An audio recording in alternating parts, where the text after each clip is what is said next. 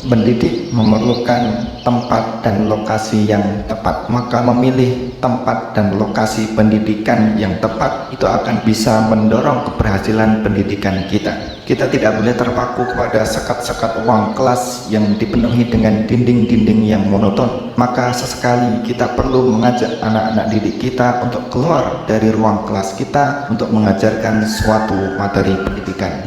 Ketika kita mengajarkan tentang ilmu pengetahuan alam, maka kita perlu keluar untuk melihat secara langsung bagaimana alam itu memberikan banyak sekali pengajaran kepada kita semuanya. Ketika kita melihat tanaman, kita mengajarkan tentang hewan, maka kita perlu melihat lokasi yang tepat agar kemudian pendidikan itu bisa membekas kepada anak-anak didik kita. Maka lokasi dan tempat itu sangat menentukan sekali di dalam pengajaran pendidikan kita.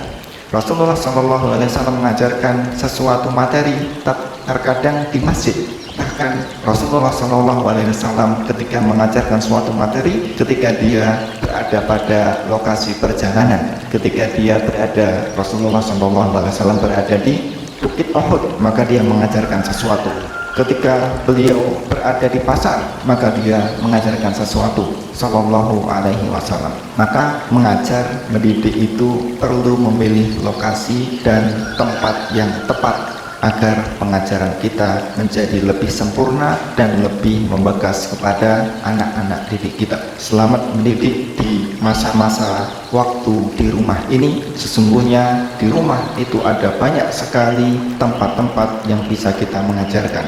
Adab masuk kamar mandi, adab ketika tidur, adab ketika makan, adab ketika berinteraksi dengan kerabat, adab ketika kemudian menjaga kebersihan, adab ketika bertaman, maksudnya bercocok tanam, merawat tanaman, adab-adab yang lainnya yang itu akan kemudian sangat-sangat berguna dan sangat terkait dengan tempat dan lokasi yang dipilih. Mudah-mudahan Allah Subhanahu wa Ta'ala memberikan hidayah kepada kita semuanya untuk bisa memilih tempat dan lokasi yang tepat untuk mengajarkan suatu ilmu. Pendidikan Langit 2020.